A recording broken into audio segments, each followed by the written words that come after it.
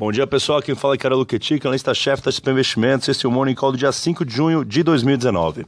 Os mercados globais estão em leve alta nesta manhã de quarta-feira, com uma crescente expectativa de que o Banco Central americano possa cortar juros neste ano e assim impulsionar a economia global que vem desacelerando. Enquanto isso, as notícias de tensões comerciais entre os Estados Unidos e a China estão na margem um pouco melhor hoje, apesar de que o desfecho ainda é muito incerto.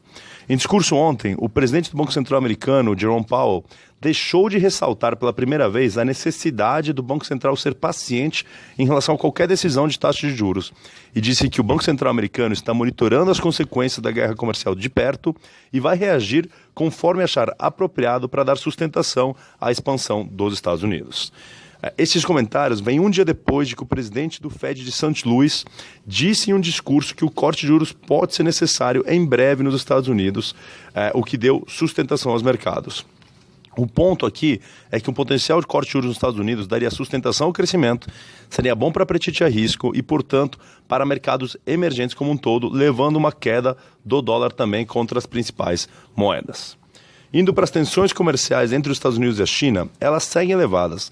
Mas ontem o Departamento do Tesouro americano disse que o seu secretário do Tesouro, o Mnuchin, vai se encontrar com o presidente do Banco Central da China no G20 no Japão, o que trouxe um certo alívio nessa tensão, nessa frente de tensões comerciais. Do lado negativo, também ontem, o Banco Mundial reduziu ontem as perspectivas de crescimento para 2,6%, crescimento global, em 2019, enquanto os dados de atividade na Europa têm indicado de forma cada vez mais clara que a economia se encontra perto da estagnação.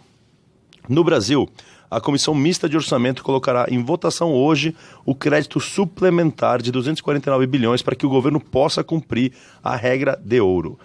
Esse projeto pode ser aprovado no mesmo dia, em sessão já convocada para o Congresso nesta tarde. Se aprovado, seria bem recebido pelo mercado, mas vale ressaltar que os parlamentares ainda precisam analisar 23 vetos que trancam a pauta e a oposição promete atrasar os procedimentos em busca de acordo para alocar 11 bilhões do orçamento, para realocar 11 bilhões do orçamento que já tinha sido aprovado. O Tesouro disse que, sem aprovar essa pauta, a partir do dia 15, o governo não poderá mais realizar gastos com BPC e Plano Safra. Portanto, é urgente essa pauta no Congresso. Em paralelo, segue o debate para a potencial exclusão dos estados e municípios da reforma da Previdência aqui no Brasil. Apesar do Rodrigo Maia ter defendido ontem a manutenção dos estados e municípios na reforma, está sendo estudada uma nova alternativa que seria facilitar a aprovação de reformas pelos próprios estados e municípios, reduzindo a necessidade de voto de 3/5 para a maioria simples nas câmaras municipais e assembleias legislativas dos estados. De novo, a exclusão aqui é negativa em termos de risco para o Brasil estrutural, mas é um debate que não é novo, vem acontecendo ali já ao longo das últimas semanas. Por último, do lado das empresas, as notícias apontam que a chinesa CTG, do setor elétrico, estaria avaliando fusão de seus ativos no Brasil com a EDP, o que fez as ações da EDP subirem 4,8% ontem. A gente acredita que uma eventual reestruturação aumenta ainda mais a atratividade das ações e vemos um valor por ação entre R$ 21,3 e R$ 34 em um eventual cenário de venda da companhia.